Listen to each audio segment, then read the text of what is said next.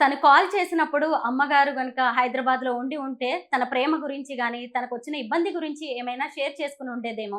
పెద్దవాళ్ళు మాట్లాడుంటే ఆమెకి ధైర్యంగా అనిపించేది. ఈరోజు ఇలా మాట్లాడుకోవాల్సిన పరిస్థితి వచ్చేది కాదేమో కదా! ఇలా అనుకుని ఉంటారు మీరు కూడా. అబ్సల్యూట్‌లీ. అబ్సల్యూట్‌లీ. ఆ రోజసలు అమ్మని పట్టుకోలేకపోయాం. అంత అమ్మ బాధపడుతూ ఉండింది. అయ్యో! జస్ట్ మిస్ అయ్యేనే వస్తాను, మాట్లాడతానంటుండింది. మనం బయటికి బయలుదేరుతున్నాము. ఇంక బయలుదేరాలి తిరుపతికి అని చెప్పి, నేను మళ్ళీ వచ్చాక మాట్లాడతానన్నానమ్మా అని అమ్మ అట్లా బాధపడుతుంటే, అయ్యో! అట్లా బాధేస్తుంది కదా! ఇట్లా విన్నాక ఇంకా బాధేస్తుంది. ఏం చెప్పుకోవాలనుకుందా ఏమి అమ్మతో బాగా షేర్ చేసేది. అమ్మతో రెగ్యులర్‌గా టచ్‌లో ఉండేది తను. షూటింగ్ అమ్మ అట్లండి. అందరితో బాగా కలిసిపోతుందసలు. అలా అన్నమాట. సో, బాగా కలిసిపోయి అమ్మతో అన్నీ షేర్ చేసుకునేది.